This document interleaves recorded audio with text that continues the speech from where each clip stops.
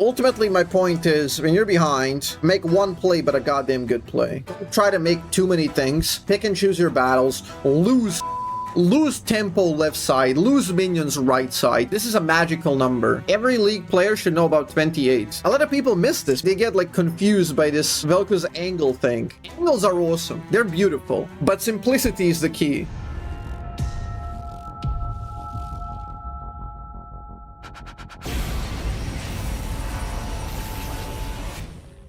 Flat, gold, bronze, silver. We're gonna make the solo duo emerald now. Okay, VelKoz, Kai'Sa, Caitlyn, Nami. I got the Darius Vi, Ari, Syndra, Tryndamere, Riven. Very interesting game, very cool dynamics on all sides. So this is the type of lane where you really have to just buy space for Kai'Sa. You have to win the brush and move around and take control so Kai'Sa can farm. Right, see this Nami's not supposed to be allowed to hit your Kai'Sa like that without getting a return Q or auto attack. That's alright trying to buy space, but yeah, the problem is we don't have it after for this sort of stuff. This Q here. It's cool, but to buy space, but you're leaving. The idea is I'm gonna poke, but not really. I'm gonna buy space, but I'm gonna leave. So you should do these sort of Qs when you're Caitlyn, when the Kai'Sa wants to go for minions. If let's say these two minions are low and they're like this HP, they're gonna die. You do this Q and walk up. You put your body in front so Kai'Sa can farm correctly. See, now we've aced the Q. This is not the timer for Kai'Sa to go in yet, because the minions aren't low yet. Then this guy fucks up his movement by leaving the brush, which means you should hit, like you should have been clicking already. Should have been clicking already on her. You do get one auto attack, but that's about it, right? See, if you had the Q, and if you moved earlier, we could hit at least 2 auto attacks, 1 Q, proc the cheap shot off with that Q, and maybe even more with a follow-up, right? This could have been Dark Harvest, and then these things like add up over time and really escalate the lane. Nice, okay. Got the Dark Harvest. This is what I like to call like high elo distinction. If you do the right play earlier, that's awesome. But we get away without it unpunished that much because it's lower elo. She would never stand on a ward later on in like diamond and above. She's never gonna give you this auto attack Q for free. And she wouldn't be standing on a ward. She would have pinged the ward, should be aware of it and play safe, wait to sustain. You don't get Dark Harvest, you get punished, right? And that's why this game teaches you in sort of like ladder way. You learn one row of gameplay and you learn another on top of it, because you don't get punished for the initial move, you get still rewarded kinda after, which means you don't learn the correct message, and then you get to like platinum, diamond, and then people start all of a sudden avoiding that, so you keep getting punished more and more, which means you have to relearn these lessons.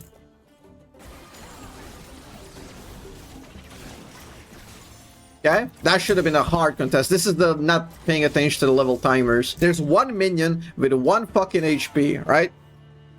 Look at this. Look at this. This is like the worst timer she can go in, because there's one minion with 1 auto attack, and you should have been in her fucking face. Look at this. Like, this is where we go into her and trade on balls. But it's not balls because the balls are backed by knowledge. There's brain operating behind the balls. So you walk up, you hit. And as soon as this minion dies, you get 2 W's off of the level up. Which means you can proc 5 stacks. And she already has 1. And like in worst case scenario, you can proc 3. This is where you go in and fucking fight. You pummel her. She shouldn't be allowed to do this. That Q should not even be like a 50-50 because you're supposed to be melee. You're supposed to be like in her face that it's unmissable. But now we get absolutely nothing. We punished her, but that's it. And see, like, this is after you're like, oh, I leveled up. Now I'm gonna chase, you know? But the moment is past. These are the moments where, like, she knows that you're gonna beat her, so she's not gonna take the fight. But here, we could have taken advantage of the lack of knowledge by her. She didn't know that she was gonna be losing in 1 second. But if we did, we could have punished. This is still solid lane, because we're not supposed to be doing that well in this lane anyway. I don't know why Nami's staying. Again, walk into her face. Caitlyn is like, I don't know what the fuck is Caitlyn doing, and you're supposed to recognize that and just bully here. Like, walk into her face again. We shouldn't shoot like 40% Qs, 30%. Go in and hit the 80% one. Positioning controls the skill shots. Kai'Sa is trading. You should be going in. I commend your Q angle. Like, that's a show-off Q right there. It's like, look at my geometry skills. I got trigonometry and geometry, you know? Completely unnecessary. A lot of people miss this. They get, like, confused by this VelKoz angle thing. Angles are awesome. They're beautiful. But simplicity is the key. We only do angles deliberately when it's super high range or we want to manipulate enemies. You don't necessarily need any of that here. You can just walk up. Your movement controls the gameplay. See how, like, look at this. You walked up late and you still forced the flash. Because Nami's like, what the fuck? This guy's now melee, which means he cannot miss. That means I have to flash. And that's perfect. And now we got choices to make. Your Q is coming up in 2 seconds. You can flash WQ to kill this by baiting her by going right. Wait 1 second, 2 second, flash here, WQ kill her. Or you try to peel Kai'Sa. I think Kai'Sa can live based on the sums, but... See, we used the W before the Q came up, so we can't really go for execute anymore. Kai'Sa is barrier. We'll see. Okay, that's you. Dark Harvest reset. Flash. My man. Let's go. Nice. Okay, so this is the moment where AD carries will hate me, but you gotta shove this, because this cannon is too healthy. So good outcome. We didn't get punished too much. Yo! You're incinerating the wave. Unoptimal clear completely. But goddamn, that's pretty good. Usually you don't expect gold players to have this sort of idea and knowledge. You know, you're not really thinking like 1 minute down the line the wave state. So commendable it should do. That's impressive. Let's get a recall ASAP and get out of here. Even if you miss minions, doesn't matter. You already cashed out fuck ton of money. Now we're fed. If AD carries ping you for this, they're morons, by the way, because they're like shooting themselves in the foot by you not shoving that. You're recalled with 1,000 gold, right? 1,050. And what you chose to do is you bought Fiendish Codex. If you're going for the Horizon First, the beauty of the Horizon First build is that it allows you to go triple amp tome. I think the optimal recall here is double amp tome, sell potion, get boots. Okay? You understand how crazy value that is? Okay, you can get boots and 40 ability power, but you get 850 gold and then another 230 sits unused and you get 25 AP. You could have had 800 gold worth of AP and movement speed, but you chose to have 500 gold worth of AP and a bit of CDR, which is fucking pointless. Like, we don't care about CDR. You don't have the mana to cast this fast anyway for the CDR. Codex is a more mid to late game item. So in early, always triple amp tome. Amp tome, amp tome, amp tome. And like the combination of like, depending on the gold recall, let's say you go back 750, okay? Amp tome, dark seal. You go 700, amp tome, boots. You go 800, amp tome, amp tome. You go 1200, 3 amp tomes. You go 1050, you sell 1 potion, 2 amp tomes, boots, right? These are the most efficient purchases. So now you're fucking up your build, which is essentially wasting a lot of your gold lead. And if you do this in a lot of games, let's say enemy has the same exact money and they do the correct purchase, you're behind. You just got 2 kills and you didn't really get ahead. Yeah, what you're doing here, this is a Vig move. Like, you got the leverage, you got the angle, and you go in here and like, you just like pry them away from the wave. This is really good. The only problem is here, you gotta watch out for the map states. Okay, our junglers are misaligned. You should always look at this when you play the game. Now, this is gold, but you should pay attention to this, and I gotta mention it. So, when you're in this situation, you just got ahead and you really wanna fight, you look at the map and you see your jungle here, okay? You don't need to know that much about jungling if you've never played it, but you need to know this number. This is a magical number. 28. Every league player should know about 28. 28 means full clear plus crab. So, seeing this, now obviously, like, you can look into more detail and figure out that she's doing the second crab, which means she has done this one and then moved here, which means she's faster. 24 plus 4, okay? Full clear plus 1 crab. That means she's at the end of her clear. And most often, junglers will gank at the end of the clear. Okay, if your jungler's top side, now you could attract the jungle and maybe like ward it earlier and we could have figured out where Darius is. In fact, I don't know, I'm not sure in this game if we got a glimpse. But if your Vi's top, it's safe to assume help is not coming from elsewhere because you killed and reset. She did the crab and then she pivoted to this crab, which is not taken. If this crab is not taken, this crab was taken by your character, where the fuck can this guy be? He can only be here. Because if he was going to top, he would have already cleared this and they would be both at 28. So that's a deduction we can make. Obviously, that is a lot of information dump that I'm saying. But when you play the game a lot, this is one of the things you want to think about. So that means for us, we pull the brakes a bit, right? We're not going to go too deep. Which means we don't play to fully bait. We play to zone, and you shouldn't be shoving this. You shouldn't be executing this cannon, because you're going to find yourself in a dangerous position without flashes. You should be zoning away and slow pushing to the maximum. Again, this is wave state knowledge and a little bit like crazy shit, but you get the picture. So this Darius is a moron, by the way. He should have been reported by not killing you guys here. This, again, we talked about difference of elos and how you're gonna get punished at certain elos. If this Darius was a jungler worthy of assault, you'd be dead here. Guaranteed, maybe both of you. If you're in this position, you cannot react to the Darius going here and flashing. Even if your reaction is perfect, Darius pops out here, okay? You see him here and input the movement. You input the movement, the vectors will align, and it's gonna reach you here, even without fucking flashing. So as soon as you turn around to E, he's gonna flash, pull you, you're dead. The only reason you're alive is because Darius is garbage. Because this maybe doesn't punish you this game, but it might in others. Your top side is getting destroyed, unfortunately. At this point, you know that Darius is here. You caught a glimpse on him on a thing. You're trying to do a rotation, because we know Darius is top side. Not very gankable. We go back bot, try to produce a fight. You're wasting a lot of time here. Okay, one piece of knowledge about rotations. This is very applicable for both junglers and support. You look at the state, think about it for like 1 second, and make your decision. That's it. Do not linger. You're a jungler, you're a support, you're in a semi-rotation or a semi-gank. You look here 1 second. Is this killable? What's the information that we get on a snapshot in 1 second? Killable. Quick decision. No. Get the fuck out. This is now worth even walking up and hesitating around. Right? Look at it. This is hesitation. This is hesitation. So that's not something we do. You will make your decision based on the snapshot. And I'm not going to lie to you. Sometimes you're going to be wrong. Sometimes you're going to be after like, fuck, I should have been there. Doesn't matter. Just make your decision and stick with it. And be very confident in your decision making. Otherwise, we're just doing nothing. Sitting in between two plays fucks you up with this play and this play at the same time. Nice, I like the predict. Solid damage, they do heal. Picked up the trap. Alright. Solid.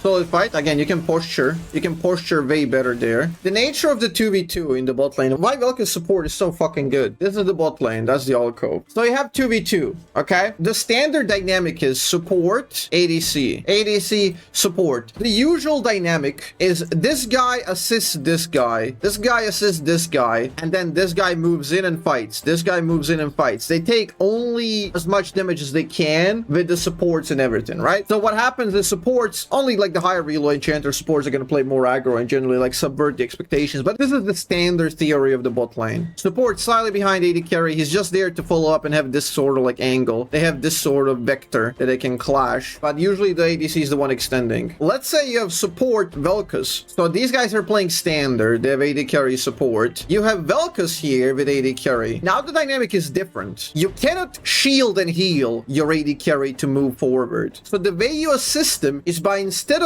giving some of your resource, your life force to him that he can fight with, you body block and posture forward like you're the guy trading as well. That way you offload the pressure from the AD carry, so you're also taking some punishment. But at the same time, you're in position that you can actually fight deeper, which means you can land your stuff. There's the seesaw element of this, is that on occasion, based on the cooldowns, you both play the role of AD carry and support at the same time. Let's say AD carry goes in and you're going in and you're kind of fighting here. Sometimes they will want to focus you. Let's say you trade a bit and you get low. Then you go back and then you play this, but you also play the defense in the follow-up. So you're kind of going back and forth, making enemies switch targets. If this guy's damage capacity on AD carry is like 100%, support is like 50%. This guy is 100%. You are 100%. So you have much more damage capacity than them, which means that whoever is sticking out, you guys will eliminate, but enemies have to focus more correctly. Whenever they try to target this, you step in. If they try to target you, you step out, and ideally your AD carry is smart enough to step in, making them focus the wrong target in your eyes. So you shouldn't generally be in situations where AD carry is this useless while you're in fighting shape. That's not supposed to happen. You're supposed to go in there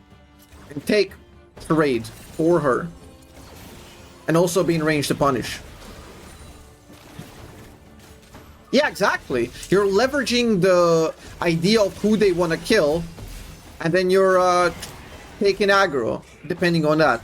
See, now here, exactly the thing that I talked about happened. They both focused you. You had nobody to defend you. This is that meme, like, they came for that guy and I didn't stand up, right? They came for your Kai'Sa and you didn't speak up. You didn't stand up for freedom of speech of Kai'Sa, right? Then they came for you and there was no Kai'Sa to stand up for you because she was low. If you upload some pressure earlier from her, then she would have been healthier. She would have gone in after to defend you and she had barriers, so you would win the fight. It's just a failure of focusing. Not to mention, enemies are so low that it would have been so much easier if you had higher efficiency of the items, or if you had boots to maneuver much faster, swap in and out. If you had better purchase, this lane would be much easier. If you played the body block for Kai'Sa, you would have broken the game in bot lane. Okay? Let's look at the snapshot. How is this looking? How is this looking? Does this look very gankable? If you know that she doesn't have flash, it's somewhat gankable, but she just heard you take dragon. She's clearly hovering topside. It doesn't seem very gankable, right? You can maybe brute force and apply some pressure, but you're fucking up experience. Your Kai'Sa is 6 while you're 5. Now you're gonna come to a point. This is something you want to avoid, okay? You're not behind in this lane. You're all right. But Kai'Sa hits 6 much sooner than usual because you roam too much inefficiently. So Kai'Sa hits 7 and then you're gonna hit 6. There's a problem with that because what happens on the enemy side? Instead of them having AD carry who's 7, they're gonna have 2 of them who are 6. So it's gonna be 7 and 5 versus 6 and 6. And who do you think wins on 7 and 5 versus 6 and 6? The ones with a double ult. Indecisiveness fucks you up. Okay, let's see if we get a charm. We missed out the charm. We gambled everything on the charm. We fucked up our lane. Okay. Kai'Sa makes really good fucking play. You should die. And you play for grubs. Okay? You know how, like, if a main character didn't play any parts and he didn't make any input or character changes throughout the movie, and then the character sucks. You played no part here, which means the play sucks. The movie sucks here. Everything would have gone exactly the same, whether you're here or not. So they didn't really do anything here. You just abandoned the AD carry. This is a pretty late corrupting, which kind of clogs your inventory. I don't like refillable here. It's a bit late for it, but I usually get every game is not worth it. If you want to buy it, then buy it earlier. 10 minutes is too late. The lane phase is almost over. You will not be in lane for much longer. Given that we kind of fucked up early, we didn't really get that many resources and everything matters. We're spending a lot on pink and this, like 250 gold down the drain. Okay, Kai'Sa ult is coming up. You have all the sums. You want to produce a fight, okay? If you land the full combo, where are you going? What are we doing? Okay, you set up the vision. You need to set up a fight. If you get the combo, Kai'Sa is gonna ult in and you win. You're supposed to find somebody. Playing too far back. This is good. Okay, you should have taken that fight. Again, Nami made a fuck up. She walked in your face. Your brain was in poking mode instead of like all-in mode. So you could have gone in there and completely destroyed her. You'd have to ult flash and then it's hard winning either way. Here you can shove the wave with Kai'Sa. Nice. Shove it. We don't want to recall with 2 stacks of gold quest. Shove it, and go out. Okay, strong with only 1. Again, slight inefficiency, because by the time you're in lane, you're gonna have all 3, so you want to use all of them before you go back. Like, every time you do this, it's minus 20 gold. It's like a AD carry missing 1 minion. Every single time you do this. Again, we're buying a Codex, which is a bit unfortunate. Here, you should have double Codex plus an Amp Tome. So you're minus 20 AP because of refillable here. And that was my point. Okay, we have 1 dragon. We can play dragons. Your team is really behind. This is the combo. Solid. Can she execute? Okay. Beautiful. And this is what I've been telling you in the lane. This is exactly what I've been telling you in the lane. If you have moments where she's close range, this is like a no-no range for Nami. She didn't pay attention to timers. It's not like a angled Q, nothing. Just go fucking in. And you don't even proc Dark Harvest and you still one-shot her with Kai'Sa. Because your comp is like, it's a little bit mismatched, right? You want to poke, Kai'Sa cannot really poke. But as soon as you find 1 combo, Kai'Sa can follow up. And then you got really good burst. So yeah, she has no flash, keep moving. And this is body blocking. This is body blocking of the finest order, right? Again, body block. Look what you're doing. Like, you're spacing in between her, and no matter what happens, they have to go through you. And that's beautiful. That's what you're supposed to do.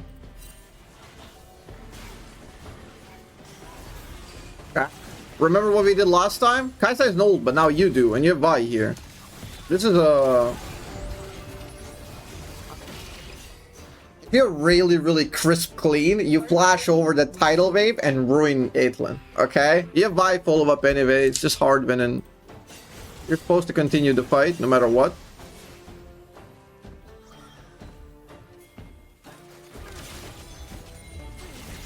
Well, timer's running out. Now you gotta ping back. I gotta ping back to her. Now she got punished. Ooh, and now you die as well. See, this is really, really bad. They baited the jungler. We didn't really achieve anything, and we died versus enemies who have no flashes. You could have easily gone in, killed one there, and then just be decisive in the reset. If you want to leave, when you see TP, spam ping back, and you fuck off. Like, if she gets caught, you don't die as well. This is the worst that can happen. You didn't ping her, she died, you died. We were so indecisive, we didn't even make a play, but we also died. Like, we risked our lives to not even to do anything, you know? Their bot is equal to you, which is illegal. Should have been stomping them, they're not good. And your mid and top are horribly behind, so... Hard to carry. I like that you're opening mid. It's already mid game, you're going with a flexible opening, you have nothing to do bot top. This is a good sense. Agree with it. That Nami could have been comboed there. Rim is not gonna take that much damage. We barely got the Dark Harvest. Okay, nice Q there. Still a WQ. Good bait. Damn. It's a mate. Not a shutdown, but whatever. I like the decisive flash. I really like the decisive flash. That's what you should have done in the bot here. Great moves, honestly. This game is slipping away, which means we have to play for pick home. We can't fight these, like these are too ambitious fights. This is a bit of a deeper point, like a more higher elo shit. Regarding tempo and how you shouldn't be like behind this line if your entire team is like in a position like to not fight. Like completely useless, completely useless. This guy's less than useless because he's dead. It's 2 of you versus the world. It can be 5 enemies. You going behind here is just a no-no. If enemies are this far ahead, do not play deep lines. Play 30% mark, defensive vision on 40 and 50%. So 40%, 50% vision. Play 30% and try to get picks. Whoever's sticking out, try to pick them off, right? So never go like for like these flank deep pincers. They almost never work. Always go front to back. Okay, now you're kind of homeless. You go back mid. You're too deep, you're in range of stun, you should never be there. I like that you're hitting the wave, you should be hitting the wave, but you shouldn't be in range of stun. This could have been defended all the same with you living. Now it's a one by one cascade, right? You lose the tower, they killed Vi, then you die, then they're getting another tower. Then these guys get stunned, then another dies. For a team that's behind, the worst thing that can happen is you're always like -1. By the time you go out, somebody else is dead. Now you have to wait another 30 seconds to regroup. It sucks. The only way for you to make a comeback is to play numbers advantage. And you will never have numbers advantage if you're constantly dying. Ultimately, my point is, when you're behind, make one play, but a goddamn good play. Don't try to make too many things. Pick and choose your battles. Lose shit. Lose tempo left side. Lose minions right side. Let's say enemies pushing here top and you're losing waves. Fuck it. Fuck the wave stop. 5-man mid and try to get the fight. Lose something, try to get something, use everything for that one play. But if you're constantly trying to hold everything, you will bleed out and lose all the same without even fighting back. So this is just like the worst case scenario where like, see, you just came back, Trinimir's dead. We haven't done a single play in the meantime. This has been like 0 plays. You're behind, you should recognize you're behind, try to make one play all together, like Vi ult, Ari ult, Kaisa jumps in, you combo, you get 1-2 kill shutdowns, reset. Wait for another 2 minutes, minute and a half, wait the cooldowns, do the same. This is desperation time right now. This is super desperation time. See, you're trying to hold both lanes and you don't manage. 3rd tower they got in a single push, by the way. It's criminal. This game is borderline unplayable. You go for a combo again. This is the mindset of trying to hold everything. I don't want to lose dragon. I don't want to lose tower. But if you lose the ult on the dragon and don't get the dragon, how are you ever going to fight the inhibitor, the next tower, the next objective? You lose the inhib, and we didn't really make anything happen. We got nothing like to alleviate the pressure. So you'll see like in the games, Usually mistakes at this point, you really have to go deep and try something, right? You should all group, go left, like bait on Atakan, wait in this brush, wait in this brush, because you're never gonna fucking win. Abandon this, let her like run with it while you try to get something here, you know? So you should be placing vision, and then you should be hiding in their topside jungle, wait for them to move for Atakan, and then you go for picks. You are in position here to fight, and you should be trying to take. This is as good as it's gonna get for your fight, by the way. You're literally never gonna get better fight.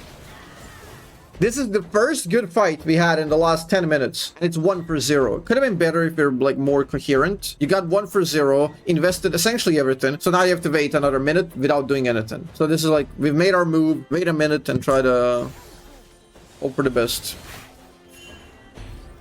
So you're desperate, you're supposed to find this pick somehow. Bad position, unfortunate, slow flash, bad position, didn't predict the jump. If you kill Riven here, which you should have, she was flashless. If you hit E, you get a full pressure break because enemies just died once. Riven should have been the second time, and you're making a massive comeback. The fact that she trades 2 with her is good for enemies, and now they get to control the map again. So now Vi is just suffering here because she's like, there's a billion players. Now, like, the entire game's fucked up. It's unplayable. All of a sudden, it's unplayable. And this is why, if we're super clean, we make sure we do not get here in this position by playing early clean and making our mark in the game and snowballing as much as we can. Not to say you're not gonna get here, but you want to minimize the amount of times you get here by playing perfectly. When you're in this position, all bets are off. One minor mistake from your team fucks up the game. The best thing you can do when the Baron is like completely theirs for free and you can't even buy yourself entry is you kill the split pusher who's gonna utilize the Baron, and then hope these guys are gonna go as 4 and die 4v5 with the Baron, right? So you need to kill Riven. And I like that you're pivoting here. You're supposed to bait her, she has no flash. You can calculate her dash, make sure to use a good E. That's a bad E. It's all about Riven, fuck the tower. You gotta kill Riven. Because you don't have E, she goes in. And now she wins 1v3. She gets all of you. Right? She gets all, you gets the inhib. Keen goes in, gets another inhib, and it's gone. This is game over. The most prevalent theme, which is, it makes sense. This is true basically about anybody, master and below, is decisiveness. See the play here. Do you go? No. Go back, okay? See another play mid. Do we go there? Go or no? Make the decision. That's it. When you're behind, the decisions become tougher and tougher because there's way more give than take. And you have to take what you think you can get and you give what you must give. We must give Baron, try to take Riven. Can I take the wave while we're getting Riven? No. Fuck the wave. Fuck the tower, kill Riven, try to reset in time, and then 5v4. You start off really well, and it's like one fuck up and the game like runs away. Especially in low relay, it's hard to pinpoint exactly why that happened and how it ran away beyond gameplay. The beauty of improvement is like, you're not gonna wake up tomorrow knowing these concepts and just doing everything perfectly, but by knowing what things to work on, you can start constantly focusing on it, and it's gonna like step by step build on itself. We all make these mistakes as well, myself included, so hopefully chat was paying attention. We'll learn a bit. Because this game is difficult, man. This game has a lot of shit in it. There's so much in this game.